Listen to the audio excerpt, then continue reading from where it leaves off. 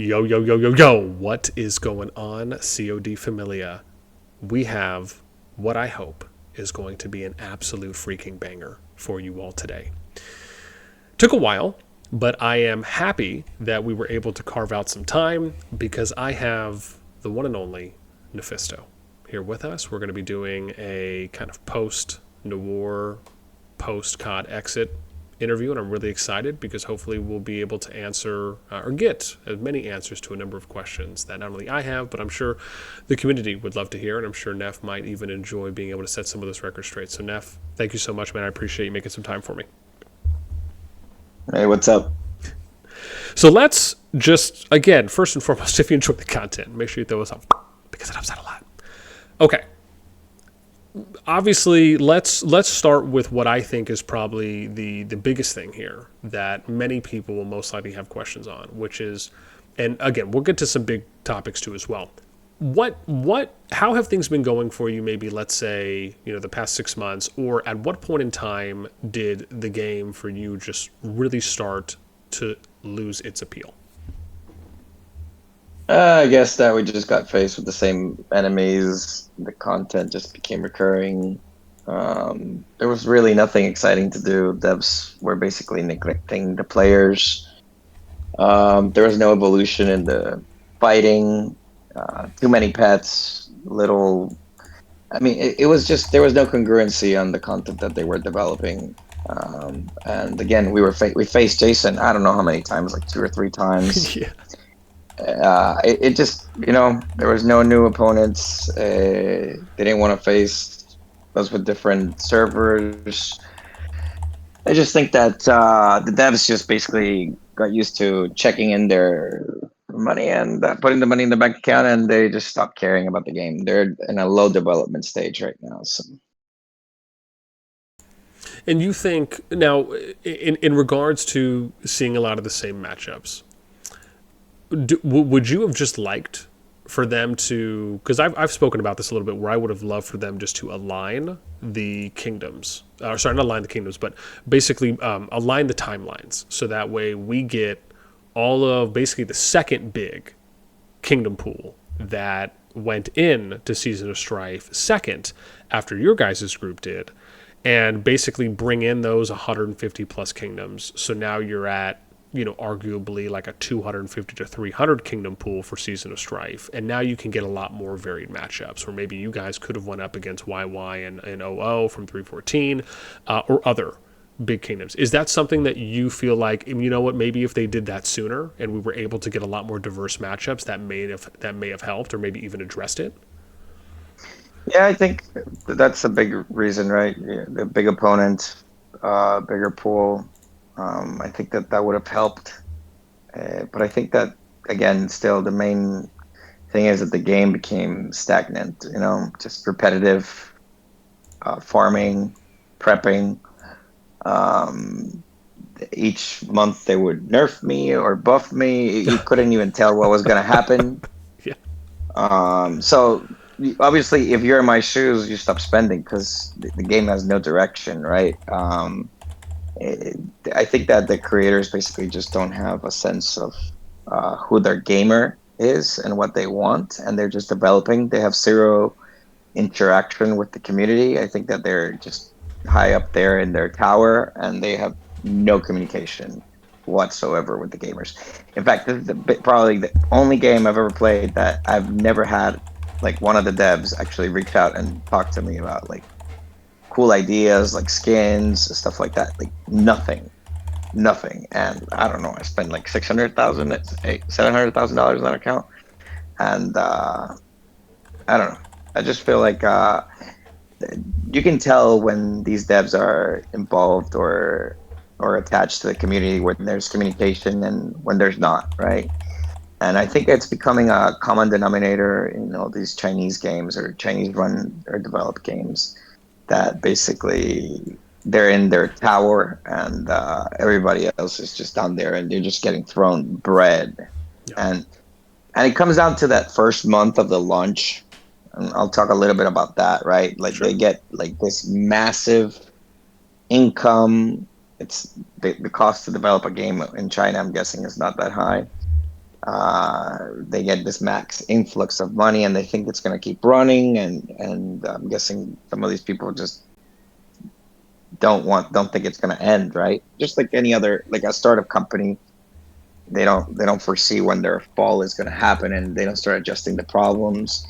And I see this all the time, right? You see this in most of these games. I don't know. I was reading an article the other day that 9 out of 10 of these games basically fail after the first month and a half, right? They either they put a lot of content, release it very quickly to keep people engaged, and then after all that content is out, people want more content, right? Yeah. This is like Netflix, like Disney. Everybody wants what's the next series, what's the next, and the next, and the next, and you can't. These devs cannot keep up with that, right?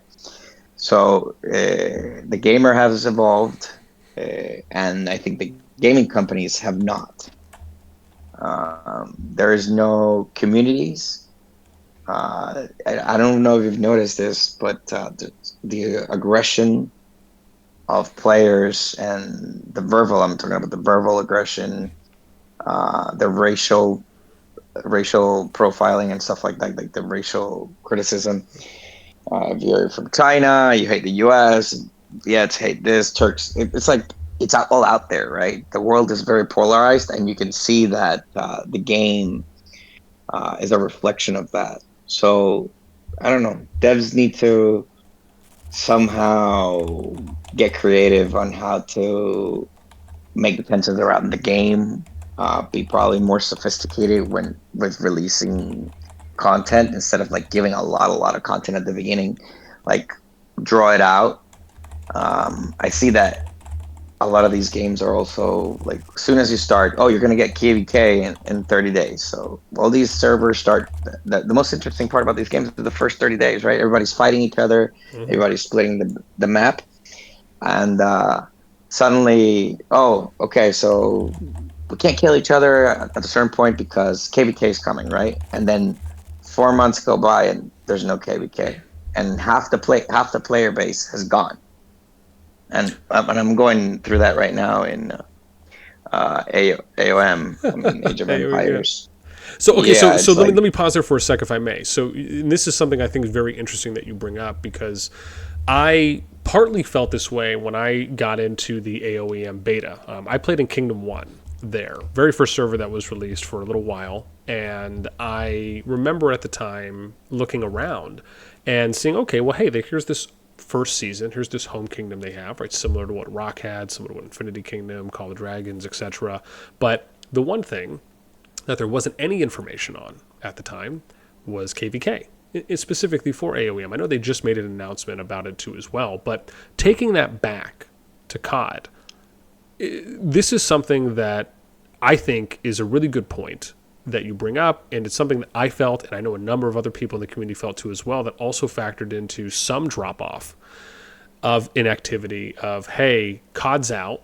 It's the thought is like, oh, they're building off of, or at least have a foundation, something comparable in Rock, and it's here's this new thing. They've already had time to figure out a lot of these things, play out a lot of these errors, a lot of these trials in Rock. Why is it taking so long for KVK to come out and COD? Do you think that that is a factor for, again, from what you mentioned and maybe from what other people felt, that probably played into some of that initial player drop-off in the beginning stages of COD because of how long it took for them to come out with KVK?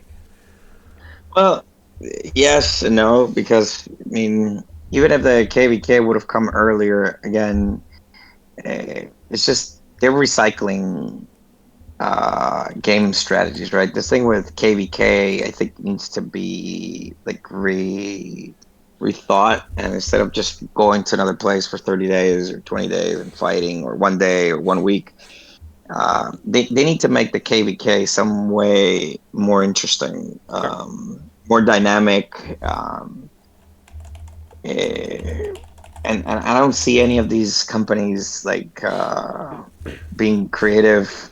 I just see that they're all recycling the same thing. If you actually look at all these new games that are coming out, the strategy games, right? They're similar.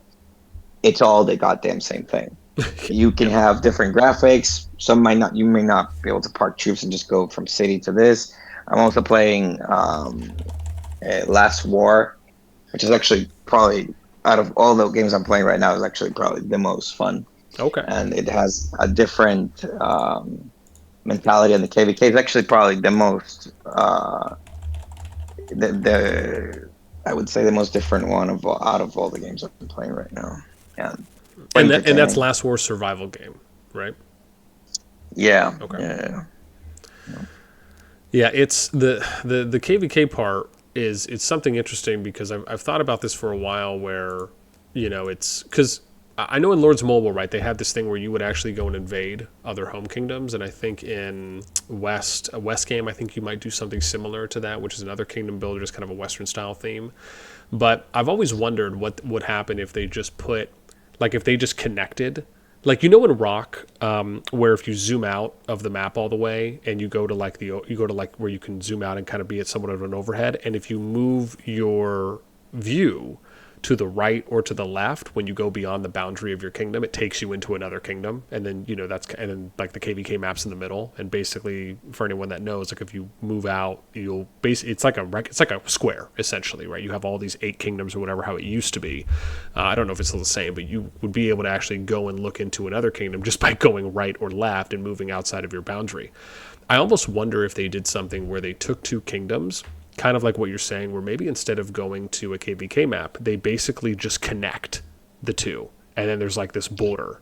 And then they kind of have to fight for going, like, and when you fight, you would basically go in to your opponent's kingdom or they would come into yours, right? And maybe you have different It's that lanes. Who knows? that's exactly how Last War Oh, is. really? Oh, there we go. Interesting. Yeah, yeah, it's actually quite fun, and you actually stay king of the other territory, and they have to basically kick you out if they want. So it basically becomes like an expansion, and you go beyond your borders and whatnot. Yep. I don't know. Okay. I mean, I think the most important thing is the content. I think I also one of the biggest problems I see is the pay to win structure, and I know a lot of people are gonna scream about this with me particularly, but Okay. yeah, you get this setup in all these games, right? Where at the beginning the whales look gigantic, and then they normalize because there's new content coming out. But you need to give the whales something, and at the same time, you don't want to make that difference that big from the traditional players. So I'm still surprised that people from Rock and CoD coming from Art of Conquest, right? They didn't take that. The skins, things that are really not going to be huge impacts, but possibly make the differentiation from like a whale and a normal player. It doesn't have to give stats, but different looks, different troop skins and stuff like that. There's you can tell that these devs they're just cashing in checks, and they have no community. And I'm talking about, when I talk about the community, I'm not talking about like, oh hey, we're all getting along and talking. There is no communication between the devs and these people. It's like they built the game and they're just gonna keep laying out their plan. These plans never work out, and I'll tell you an example of Age of Empires. They said they made $14 million on their first. It's like 100 yuan, $14 million in their first month, right? But out of those 14, 30% goes to Apple, 30% went to Microsoft because they're the owners of Xbox, and Xbox owns Age of Empires, and then they got 40%, right? I don't know how much it costs to develop that game, but let's just say they made 5 million. I don't know how much it would cost to make a game in China, but I would say probably, let's say, 1.5 million, 2 million. Upkeep of the game, servers probably very expensive. So you need to keep that community playing and spending at least. My goal, if I was any of these companies, is to get like, I don't know, maybe 100,000 players recurring base and spending $10 a month. Like, right, that should be the target of all these companies, and build upon those 100,000 people, focus groups, stuff like that. They don't do that. They don't do that, and I don't know if it's a cultural thing, but these games that are just perpetual, and it just becomes like build armor, race armor, diminishing returns start kicking. I mean, you're going to lose whales, and that's fine. If you're losing whales and you're keeping a community, you're winning. Because the whales are going to spend, they're going to change to another game, and you got their money as a company, and you were able to put that money to work for everybody. That should be the idea. That's not what's happening. These people are just basically profit centers. They take the first month of whatever launch, and they neglect the whole game. And again, I don't know if it's cultural. I've seen this more to be something in the Chinese games where the quality of evolution of the games decays very quickly. Tech support is just horrible. And I'm telling you, tech support even for VIP is like pathetic. As far as like you feel like it's misinformation, or it's, oh hey, maybe there's just not a lot of actioning or troubleshooting resolutions for you. There's nothing. And in COD we had I don't know how many situations, and the devs would just say they're looking into it. Nothing happened. I remember something happened in COD at the beginning, and like I lost like I don't know how much power, and just disappeared. And they said that they were looking into it. I sent the timestamps, I sent everything, and there was no attack or anything. And they said they couldn't do anything about it. And I almost quit at the beginning just because of that. But there's like I don't know. To be honest, I am probably done playing Chinese games. I just don't feel confident that there's any type of interest from the developers to connect with the gaming community. It's all about it's like going to the slot machines, right? Their gaming culture is very different, I guess, than from the West, and I respect that, right? They are the developers of the games. Developing a game in Europe or the US is very expensive compared to China. But if they want to have that cash flow running through, they need to adapt to also the consumer. And I know one of the things that they're doing is that they're basically they just hire devs from the other company. They poach some of these developers, and they go and do the same thing on the next game and the next game and the next game, and they just become basically, it's like repetitive workers. There's no creativity, and you can give me examples in Chinese games where this is not the case, but it's like crazy. The events are the same. It feels like you can change the name of the game, but you're playing the same thing. Yeah, it's the what's the term people often will use is just reskinned, and yeah, it's like the reskin. I mean, AoE is just pathetic. Honestly, I thought I was going to play Age of Empires, and the original one where it was the Microsoft game, and it was amazing. It wasn't about spending; it was about building and how fast you could build, like StarCraft. It was strategy, right? This is just they don't even have the history of the heroes correct. I mean, you can tell that this was a very pathetic remake of Age of Empires and nothing related to it. They just basically paid for the rights to name it Age of Empires and did whatever they wanted afterwards. I will say after playing AoEM, it is interesting you say that because there was a number of people that felt the same way. I think I did a reaction video to someone who had mentioned some of those in his video about AoEM and other creators that I saw, and even a number of people from the community that I don't know if you tuned into that live stream they did where they showed like that first look video where it was about 2 to 3 minutes, little promo package of kind of what to expect in the game.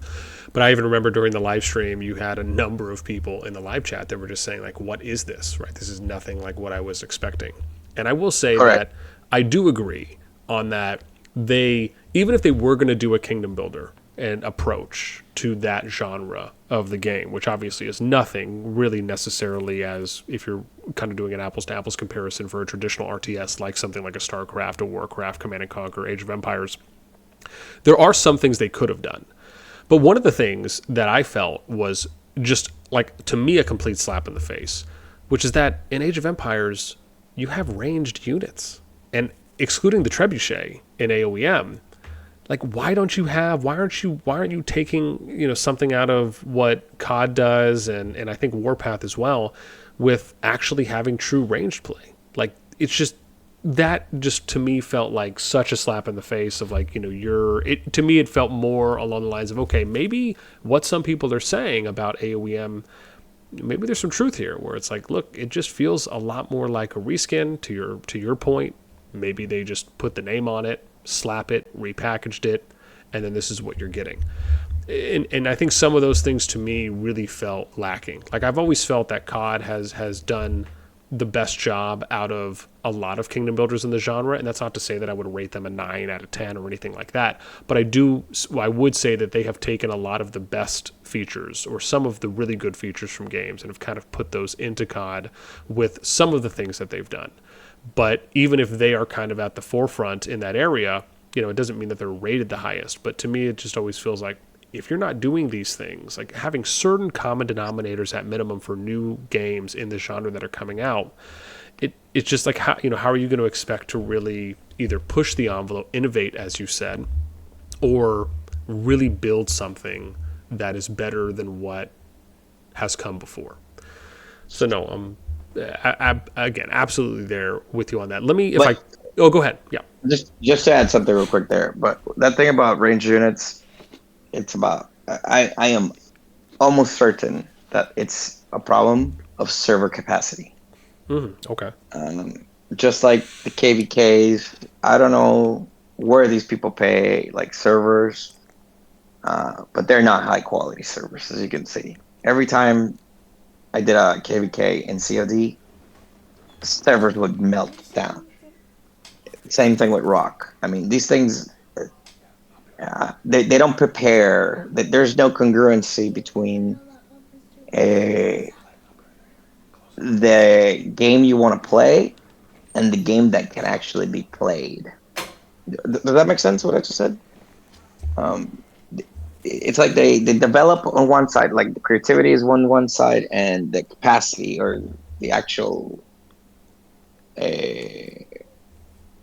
execution, is not there. So it's dislocated, right? Yeah. So things need to go hand in hand. If you can't deliver capacity, then lower player groups. I don't know, but this last KVK I was in COD, I don't know, like 6 months ago, was just dreadful.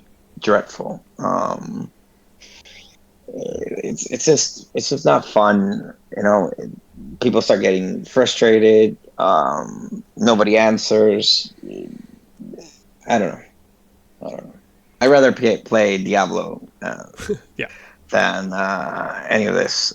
So Almost sounds to me like some of those challenges. I don't know if you've been hearing any of that news coming out of Call of Duty Warzone, with them having what has appeared to be a either peak player drop off, or a lot of people just not happy with the ranked matchmaking and servers that they put out, where there's apparently been rampant cheating to whatever level of extent it has been, with people either like DDoSing or overloading the servers or using certain glitches or hacks, and it's just causing like an absolute uproar. But also there was a point that was made from some people I saw some videos on about how the ping, right, your latency, your bandwidth connecting to the server, is kind of low quality, or maybe not as high quality as they could for the average casual player, and it has also caused however many people to feel as though they've kind of been doing the same thing for a number of years, have been some things that I've heard, and they really haven't made, with all the money that Call of Duty makes, why haven't they maybe considered upgrading their servers or investing into more, so that way everyone can enjoy maybe a consistent or a higher base average connection when they're playing. And I think about that and how it relates to COD, and you're having these massive KVK wars, but depending on how many players are in the kingdom or in the KVK and that are active and participating, as you said, can also impact maybe how much drop in latency or lagging or inabilities to action your marches on the field, and that really just almost demotivates people and kind of has, puts a sour taste in their mouth. As I can only imagine what it feels like when you're trying to sit there and fight and you're looking forward to this massive KVK in this final zone or big zone opening, and you got multiple alliances that are going to be fighting against each other, even if it's just a 1v1, and then maybe because there's too many people online, which is not the fault of the player by any means, that all of a sudden you're lagging or things are happening and it's just not playing as fluidly as you would like. Do you feel like that, Yeah, from what you're talking about? Okay. again, that's just bad planning, and there's also the situation with corporate greed, right? And you have to understand also these are corporations, right? So this you gotta take out the gamer hat for a second. I don't know if this is true, but I've heard that most of these companies, what they were doing is they're launching, then they create like a recurring base expected revenue or profit, and then they sell the games to a third party to operate them and just cash flow them. Like they sell the whole rights and then move on to the next one, right? And they just do that. And they basically they're like clipping coupons, whoever is actually buying Coupon the clipper. profit sharing. Okay.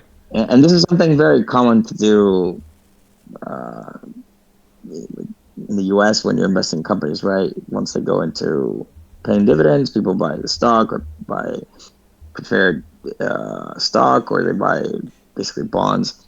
But that the Chinese are actually buying these games and making them like coupon clippers. It's crazy. It's like it's a different culture, but I think that there is something about the way after post launch that these companies look at their operations that is definitely not aligned with the best interest of the gaming community. I think is the best way to summarize that. Whether it be server capacities, they probably lower capacity to increase profit. And they think that they have the players captivated and locked in, and they're going to keep playing. And they probably even know the decay, or they calculate how many people are going to continue playing and how many are going to continue spending. These people probably have all this squared out, and they run it. They basically go from there. I'm starting to think that this is all intentioned instead of all of us being casualties of bad planning. I think it's more complicated than that. I think it's just the way that they are viewing the game creation process, the evolving of the games, and yeah, and you could tell that a lot of these games, they're not planning for evolution. And by evolution, I mean you get to VIP 18, you get to Castle 25, Castle 30, and then 2 years later, you're still in the same thing. So there's like no part two to bring people back that have quit. There's no incentive to ever come back, to regroup, to rethink the game, to give it a second chance, to come from being burned to come back. I tried to wait for COD to do something, and honestly, they just added more pets. They just had it more. But, it's kind of that thing I hear. I don't know if you ever played World of Warcraft, but some of my buddies would Yeah, tell me that, and I used to I always make this really good comparison, at least I think it is, I should say, is that, I was always told by my friends when they were playing WoW years ago, they would always say, hey, come and get into it, but you have to keep in mind that you need to get to max level first. And then once you get to max level, depending on whatever class you choose, then the game starts to open up more. And I've always thought that this was, and again, for people that have told me this, I've always looked at it as though, okay, well, maybe that's kind of the two-part act, where it's you get to enjoy the grind, you get to enjoy the journey of getting to max level, but once you get there, it's almost kind of like it unlocks this either whole new world or just a lot more content that maybe feels fulfilled that you can go and do. And again, I've never played WoW. This is just what has only been explained to me. But I've always kind of thought like, well, that makes a lot of sense. And when you're thinking about getting to CH25 and you're there, you know, I would have to imagine a large part of the amount of actions that you have to do once everything is at 25, once you've hit all of your T5 units unlocked, it's probably for the most part, I would imagine, daily maintenance and then just whenever events are coming around. And how much time, you know, is that a significantly less overall amount of time day to day that you're putting in when you were grinding everything else to get to 25 and really trying to min-max everything and probably trying to really participate in a lot of events? Does that maybe lessen a little bit once you hit 25, or there's just not as many events that now your account specifically is able to benefit from because you've already kind of hit the end of the road? Yeah, well, now you're talking about a very different thing, right? When you go back to WoW, I played WoW for a long time until Lich King, and I ran one of the top alliances in the game. And when you go and EverQuest, I played EverQuest before that long. Yeah, those are really Your high golden quality. I would not golden days, but those are days like you could really go there for months and it would be fun not to sleep, right? And there was content, there was evolution, there was expansions coming. There was a reason to keep stay engaged, right? Yeah, and it wasn't about spending. Remember that, right? That was a big difference. It was actually about executing in the raids and whatnot. These games are all about paying. So to a whale, the diminishing return on pleasure when everybody catches up is fairly quickly, or you can say reasonably soon. And for the players who are not spending, if they survive the onslaught of the whales, it's I guess there's no equal growth opportunities. And the problem is that because of the App Store and how it's set up, Google or Apple, people don't want to pay to buy games. They want to get them for free and somebody else absorb the cost, right? But the cost of everybody absorbing somebody else absorbing the cost is exactly that. So it's I don't know. I just, this type of gaming community that's right now, the gaming community that we have or that's experienced the last 2 to 3 years is very, very different than from like the WoW or EverQuest is, StarCraft, etc. Even Diablo communities, they're very, very angry.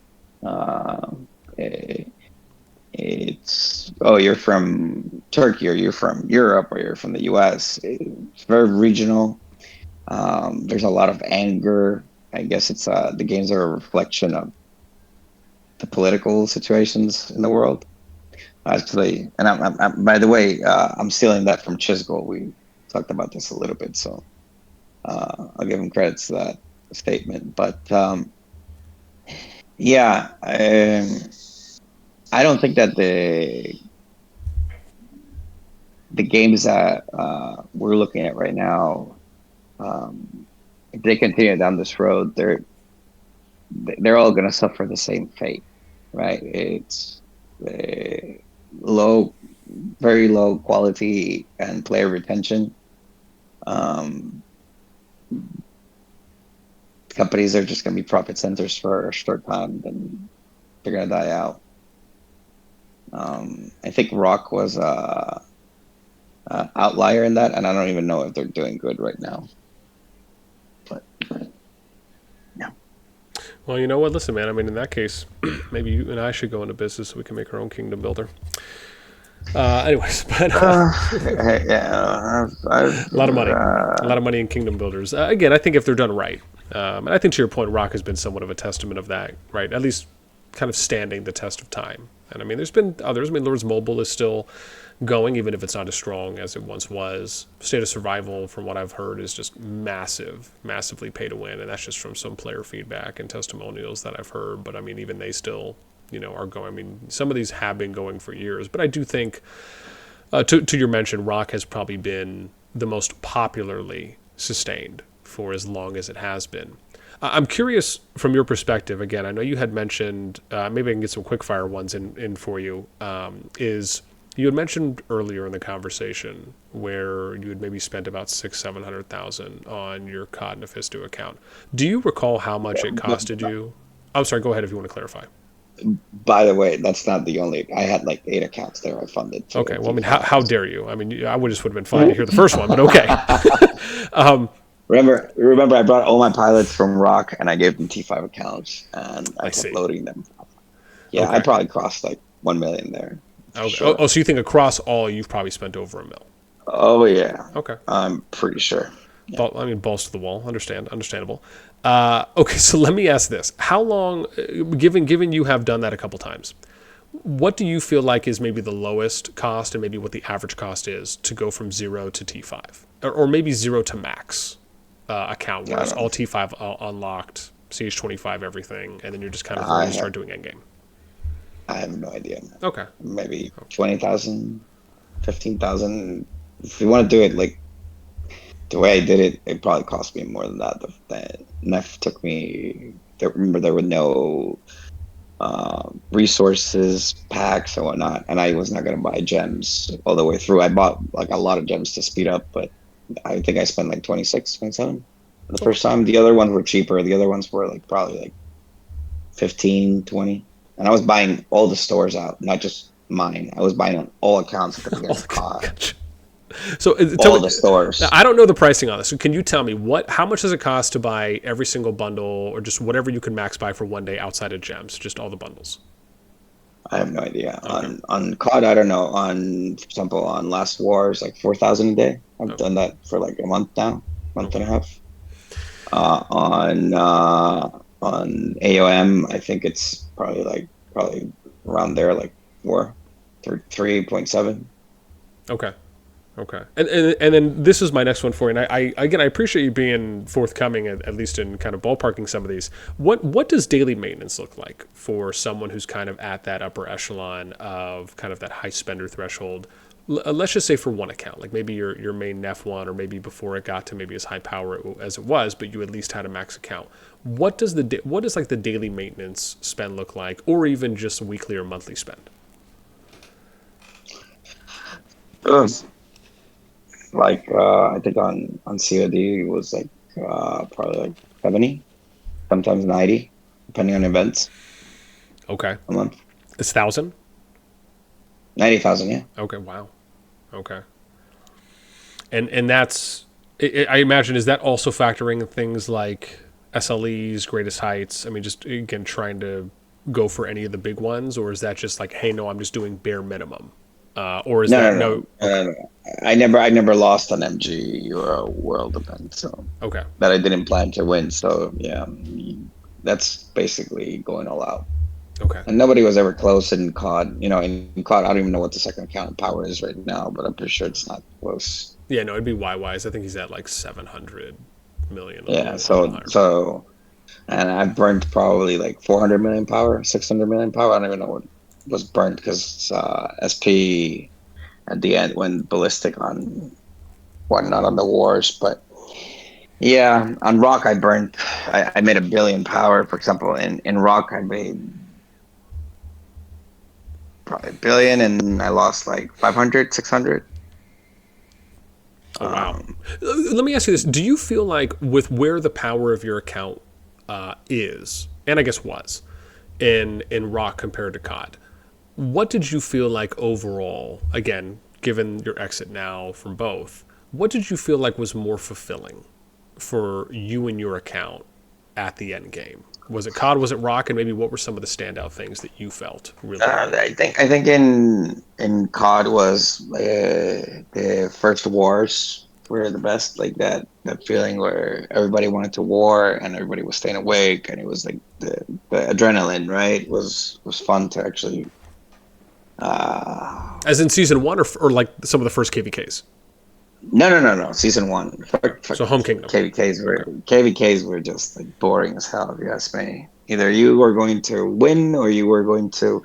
I think that the most fun KVK I had was actually probably the one that we lost the worst, which was versus Jason. Oh, that was I the actually, Bellerin map. Yeah, whereas the West versus East, and you guys crescendoed in the final zone. Yeah. yeah, I remember that was probably the best and more fun KVK for me because I had to actually hold off on like seven alliances, and yeah, we ran out of energy on heroes. If they had not removed that limitation, that KVK would have gone the other way. But uh, yeah, that was, I think, probably the most fun KVK, and on the beginning of the game was pretty fun. Okay. But that sense of fighting and it was fun cursing out, fun engaging. You could troll, you get trolled back. Like everybody knew what was happening, right? Like, it's like a silent agreement that everybody's gonna enjoy for a bit chaos. But then that fades out, and everybody starts saying KBK, KBK, KBK, and you just want to pull a gun to your head and say, "Okay, time for me to go." Okay. And I, and how about I anything stayed for in Rock? COD. In COD, I stayed because of SP, Strange, Sammy, and Yeah. the crew. But otherwise, I would have quit that game quickly. On Rock, I went to play there alone. That's where I met the crew and the pilots. Okay. But on Rock, it was. I guess I just got to the game too late. I could have started at the beginning because when I was playing Art of Conquest, they invited me beta servers. They try to basically bring me in early in the game. I just it was not a good time. I was doing like 3 or 4 deals, and which is another thing, right? Real life limitations sometimes for me is crazy. Sometimes I got nothing to do, and sometimes I have 4 companies I'm studying to buy, 4 deals running. So it's but on Rock, I think it was just mm, I don't know. I was not a big fan. I actually liked Art of Conquest a lot more. A lot more. I think it was a better game for my type of preference of gaming than Rock. And COD was a blend to some extent um, between uh, Art of Conquest and Rock. The graphics were better. I still think that also the interface in a lot of these games needs to step up. Um, it's just not there, but that's just me. Sometimes I think that some games that were made 20 years ago are better than the ones that right now we have available. Touche. Do you feel as though there's enough events for you and others that are probably again already at that end game stage when you log in? Do you feel like, well, and let me two part this if I can for you. One, is there enough total events? And then two, are there enough specific kinds of events that you feel can really engage you? Like if it's more AVAs, if it's doing more like 1v1, like an example is one of the things I had mentioned is in their champions. Oh gosh, what I'm forgetting what it's called right now, but it's basically the Sunset Canyon, right? That's in Rock, and I'm blanking on the name. Champions of I was going to say Olympia, but the mode that they have in COD. Even doing something like I've even made a suggestion where I've said, man, wouldn't it be so dope if they allowed for you to 1v1, 5v5 in real time, maybe on like where it's only open on weekends and people can queue for matchups and they would fight it out in the open field, right? Like basically doing kind of like simulated KVK mock battles, but you could queue up against anyone you want and they would just like match you right up against like similar power. But maybe I'll save that question for maybe in a little bit. But do you feel there's enough events? And then two, do you feel that there's enough specific or particular kinds of events to really satisfy you and what you would maybe hear from other I endgame players? I think it's not about the quantity; it's more about the quality. See, Okay. you just brought up something very, very interesting about that suggestion you just made about the weekend fights and whatnot. That's something that I'm pretty sure has gotten to their desk and they have ignored, and they just want to produce cheap programming events. And Okay. um, So you think it's less maybe about innovation and more just about kind of keeping the status quo? Like, let's not mess with. yeah, they're too comfortable with the status quo. They don't want to like break the wheel or make a new wheel because that you just said is so simple to execute, right? Compared to the stupidity that they sometimes bring up that leads to nothing. And I think that they don't waste time there. They should have made an arena where you actually forget your true power and gear and make it about skill, right? Some Okay. type of uh, so you get like the Call of Duty feeling that everybody's equal, right? And then Or the even like that champions the Age get of skinned. Empires RTS style feel, where it's like you have these different troop types that are going in. And it's just really about good We, positioning and countering. we haven't talked about AoM. Yeah. Well, again, just making a loose because I see exactly where you're going, and very much I agree with that. I think it's to me it's like the same thing with statue fights. Like my whole thing was, you already have the That is so draft. pathetic. Yeah. Why can't you do something like a team deathmatch? Why can't you do a King of the Hill where the statue circle rotates every minute? Why can't you have three different ones, like a Call of Duty domination style, right, where you have three flags, one that's in the middle, left, right? Like, why not just do different game modes and game types within that space? That would just make people probably so much more engaged to participate in it. You know, just as we were speaking, I'm getting invited right now to Command and Conquer Red Alert, and I'm pretty sure this is going to be another Chinese developer just revamping a Oh, is game. that the Command and Conquer Uh, Kingdom Builder? Legions, Command and Yep, Conquer that's it. I think that's Legions. it. I don't. Yeah, this is probably a Chinese Yeah. developer. I think it's a culture thing, Okay. to be honest. And people are going to say I'm racist and whatnot. I don't really care what they think. I think that just the same way we understand what should be happening or what we expect to have, I think that they're not listening to the player, because I'm pretty sure you and I cannot be the only two people that agree on what we're talking right now that we would like to see. So if the community as a whole has a concept of what they expect or what they think is lacking, and the devs don't sit down with that community to basically see, let's see what we can get to or how we build it. There's no that communication, then nothing's going to happen, right? But those are very interesting things. Those are very known mechanics to most of the gaming community and other games or previous gaming lives, if you want to call it like that, the WoW or EverQuest or whatnot, or COD.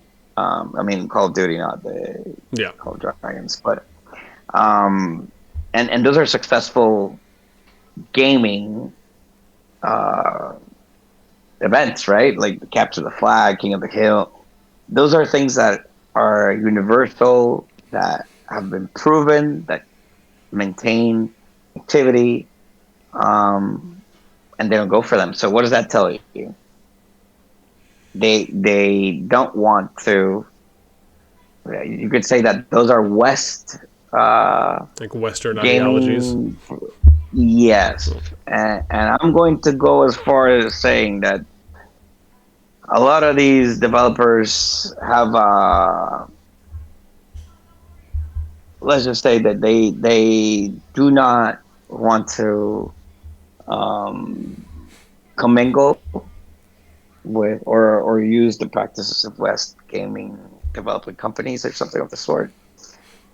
I've had a conversation with a few of these devs, and it's honestly very sad. It's very sad. Um, it's very sad. As far as devs that maybe live there or have worked on games with those, or they come from that culture, from that background within that development Listen, sphere. I'm going to take you back to particularly to a game where culture was like it was racist all around. Art of Conquest, right? Chinese developers. Every time I would power up, a Chinese whale would come in like and power up like 20 times my power, and I know they were not spending money. Uh, so and by the way, I'm saying that as a fact. These accounts would basically then vanish 2 months later and just be fake money or Android hacks or whatnot. But uh, there was an event where they invited like the top uh, 20 spenders, um, and I was like two or three, and they didn't invite me because I was from the US. Oh, interesting. uh, and if you see, uh, for example, Rock, I don't know if Rock has had an event in the US. Not that I know of, but I know they did, and COD did Cologne, I think, Yeah, in Europe, but they're not doing anything in the US. So, yeah, they haven't yet. They did when I interviewed Asia and Leo, a part of the CC team. I know at the time, and they mentioned this as well publicly, is that they did want to run another event, and I think one of the cities Leo threw out at the time was New York, maybe San Francisco, but yeah, nothing's been announced since the Cologne meetup. yeah, listen. The second, and I'm going to go back to AOC, which the same Rock team, they can disguise it. Same COD team at the back end, they can disguise it. They're intertwined. Lilith and all these companies. There is like this mindset um, where China is on top and everything else has to adjust to the style of them. And I respect that they can continue that, then just make the games available for China. But if you're going to the global community, you need to talk to the global community. You need to know what the global community wants, because if not, you're not going to appeal to them. And I have a feeling that along the lines, this I would say this disgust with Chinese companies developing games is gonna grow, and we may be seeing it with these reskins with U.S. names. The fact that Age of Empires is a reskin, or we are going to say that it is a reskin, and then they can prove that they're not. But the fact that they made a game that has nothing to do with Age of Empires, and is a traditional Chinese mindset game, but they basically cloaked it with a U.S. Product, says a lot, right? And now the fact that I got invited to this Command and Conquer thing, just like, wow. Uh, we may be getting close to a point where um, people do not trust the Chinese developers as a whole. And that's very sad because they can produce good content, right? But they don't want to produce content for the world. They want to produce content on their terms. Um, I'm sorry if I'm hurting people's feelings. I'm not trying to be racist or anything. I'm just No, no, trying to not at all. say I think you're giving your perspective on how you've seen that things.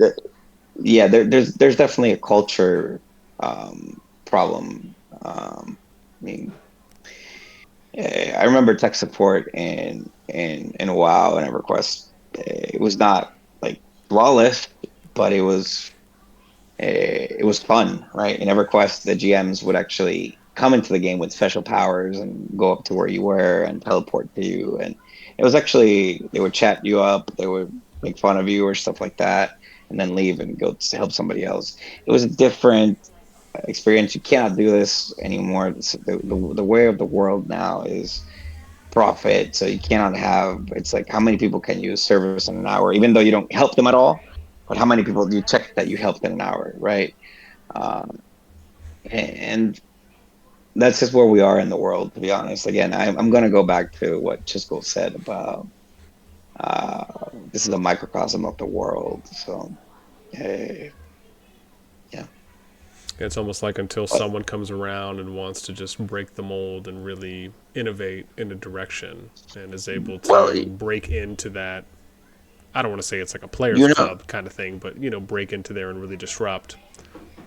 well, you know, um, and that's how the world normalizes, right? All these tendencies, the Me Too movement, the other movement, the Occupy Wall Street movement, um, all these social movements eventually uh, they're too extreme, right? And then things normalized eventually.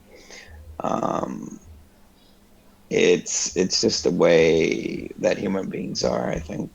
But I think that the gaming community right now um, needs to evolve, but it has to go through some shockwaves to get there.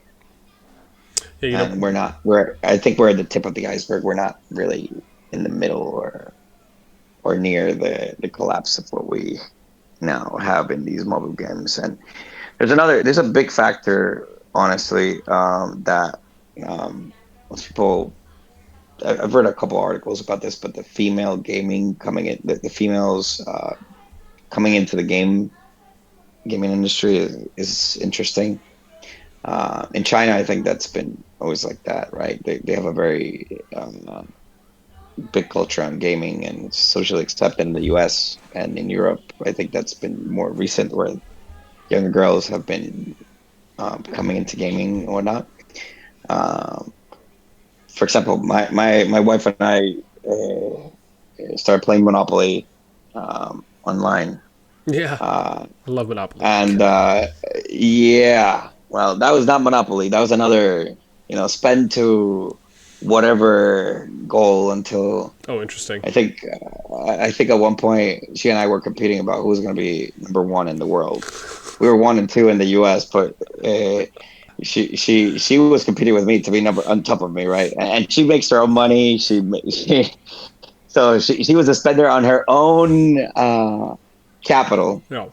and and it was hard. I'll tell you something. She passed in the end. She passed me, and eh, I was like, "Yep, you keep playing that. I'm going back to COD." Has she, if you don't mind me asking, is she, I mean, I imagine you guys communicate and you talk, and she knows that you play Kingdom Builders. Is she just not interested? Is it like just not a fancy? It's not the genre for her. Is that just as simple as it is? Uh, I don't know. She plays Sudoku and she plays.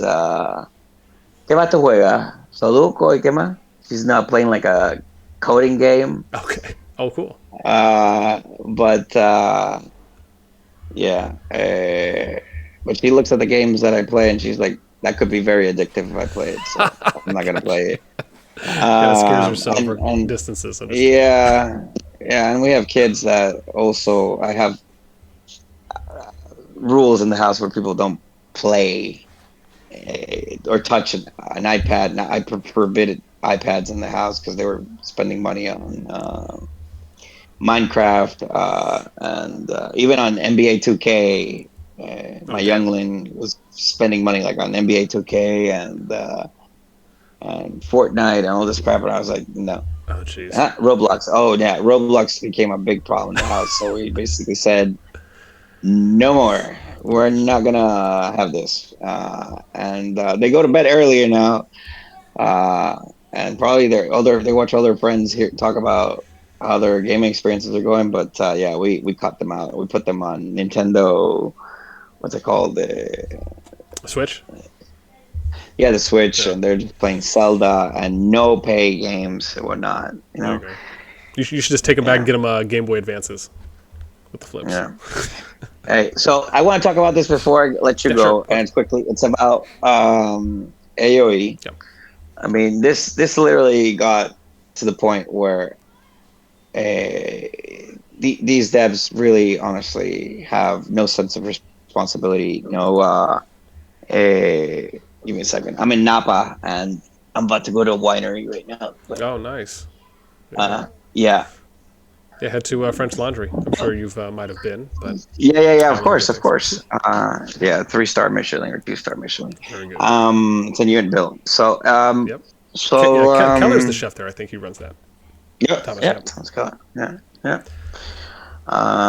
But this thing with the dev zero just got out of control. I mean, I've been honestly baffled by how these people basically gave birth to the game and basically just completely disconnected from it.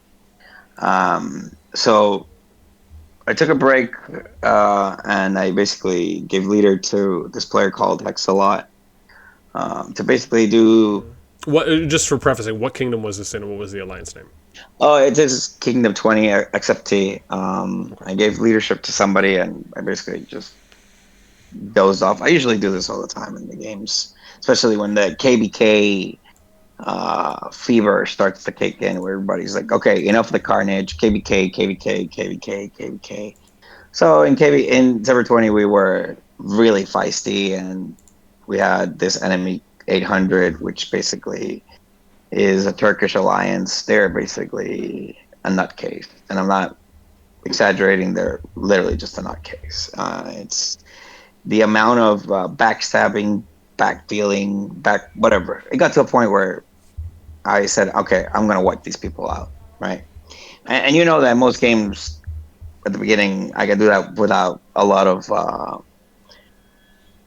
thought.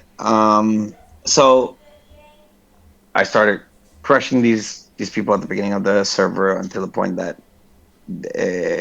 these people who said they were never going to give up, blah blah blah, and they were basically drowning. Uh, Decided to bend the knee. Right, Sansel uh, basically said, "Okay, I concede, blah blah blah." And I said, "Okay, well, this guy's a smart guy, good server. People want peace, so I'll give this guy the control of the server. My defeated enemy, right? I give him like, all right, so make a council, agree on what to decide on how to divide lands and whatnot. Do it slowly, but get there and prepare for KVK. I knew that KVK was not gonna come, but I let everybody play their tune, and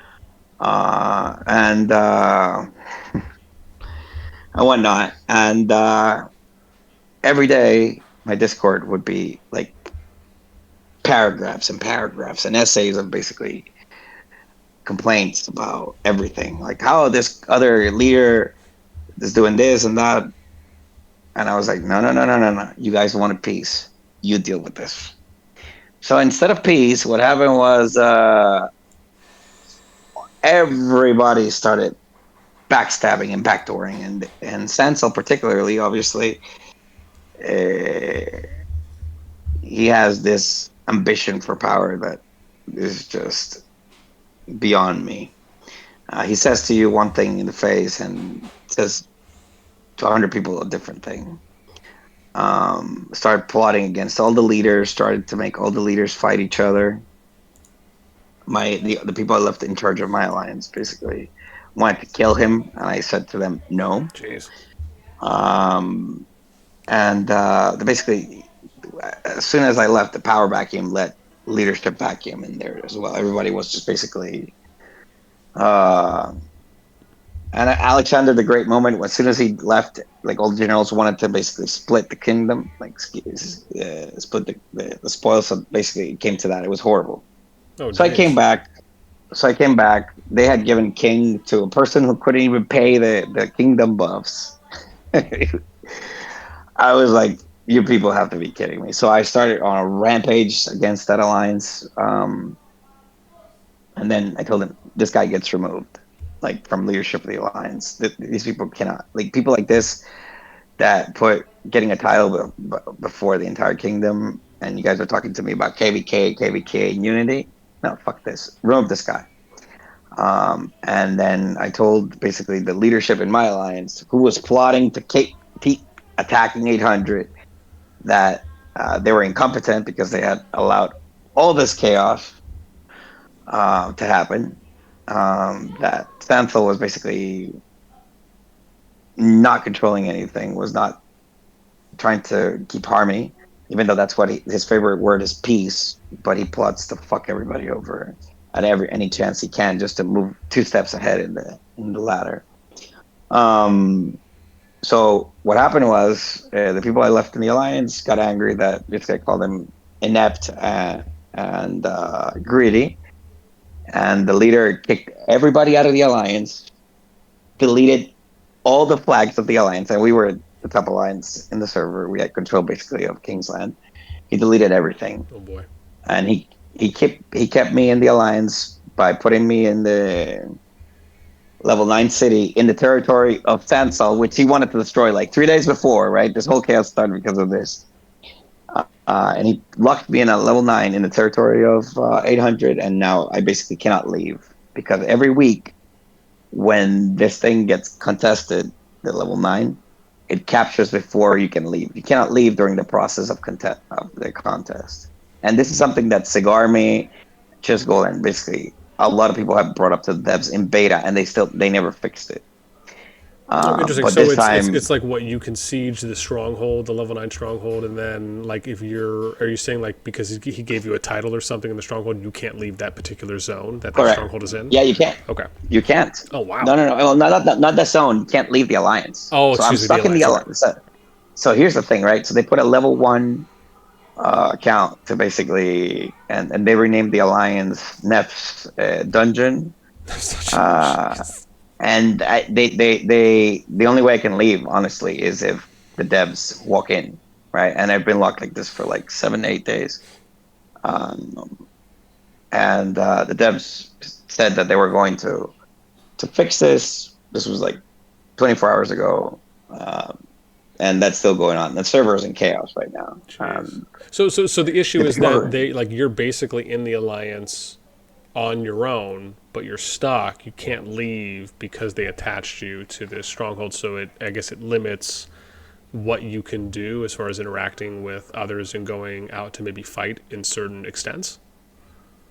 Yeah, this is a mechanic that's not working as intended, okay. And Sigarme basically, I don't know if you know the YouTuber, but yeah, I've heard of him. He brought this up in beta to them, and they didn't care. Oh, interesting. But so or they didn't get to it, or just like the KVK. I don't know if you followed the KVK that just happened like 2 days ago, but like they fucked up, and Spearman had like 3,000% instead of 30% increase. So they were a lot of people lost, a lot of whales lost like tons of power. It was chaos, and and the devs didn't appear. They were nowhere to be found. As in it didn't get addressed as quickly as it should have with a hotfix or something like that. Okay, correct. They don't hotfix anything. They're not existent. But in the case of our server, the whole server now is in turmoil. 800 is trying to like basically push in my absence. They failed last night. This is funny because they thought by getting me out of the middle they were going to be able to rule the server, and the server basically said you're not going anywhere. But at some point the devs, I'm guessing, are going to unlock me, or 20 people are going to drop siege strongholds in that zone to get me out, and I'm going to bury 800 for good. But yeah, I guess the frustration is the support. I mean, the game is really mediocre, to be honest. It's how do you feel about like the 3 heroes per March? Do you feel like that's more? You feel like maybe it's too much compared to what we I guess have usually seen, at least when you compare Rock and CoD with 2, and even Infinity Kingdom was a little bit different because you're asking the wrong person. I benefit from that. Well, no, agreed. No, again, I absolutely understand, but I guess I'm curious on how about this? How about, do you find that you are maybe spending more per March with 3 heroes compared to what you've seen with 2 in CoD and Rock, or no, it still feels about the same? I spend more. Okay. Okay. So it does mean so you feel like it does mean more to you. The fact that they've gone from 2 to 3 heroes per march feels like it's more of a spend to get that march to its ideal state or to its max state that you would want it to be in. Yeah, I'm not done. I take my I'm not done. Arthurs and This guy. everything I'm done, not done. and I maxed my archers and whatnot. But yeah, it's yeah, you'd spend more here than the other games. Okay. A lot more, to be honest. Well, I will A take your lot. word for it. I appreciate you giving me some breakdown there on AoEM along with also what's happening in the Kingdom and KVKs. Well, I gotta go because I gotta drink some wine. My Yes. wife is waiting, and I'm guessing that her Sudoku didn't keep her chained. So Gotcha. Well, listen, F man, I really appreciate the time. I'm happy we were able to get a lot of big questions answered, and you could tell us a little bit about how things went for you in COD and how things are going right now in Age of Empires. Well, but any, as I always ask, any shout outs, declarations, words that you'd like to share at the end? yeah, Jason, I still hate you, and I'm just kidding. I'm just kidding. Is he Jason and is I he get still your along, pet? Is he but still your pet dolphin? So yes, forever baptized and forever will be. But still, he's a nice guy. I like him outside of the stupidity of the game. But this guy Sansel, he's a nutcase, man. So this guy, I will make sure he quits the game. And I don't think I've said that to people, uh, but I'm pretty sure this man will have a nervous breakdown at some point when I get out of this cage that they put me in. Um, and because he's Turkish, so his pride is going to hit very interesting levels very soon. maybe I'll have to see if I might be able to make a character there and pay attention and stay tuned for You, maybe you, you, episode 2. I will let you know when the pain begins. When the devs come back from Mars or wherever universe they're in, if they ever come down. But yeah. Anyways, man, thank you again for your time and for the questions and for always keeping the community informed. I appreciate that, man. No, it means a lot. And again, man, I appreciate you making some time for me. Take care, and again, I hope you, the lady, and the kiddos have a good rest of the evening. Thank you. Take care. Bye bye. And we out.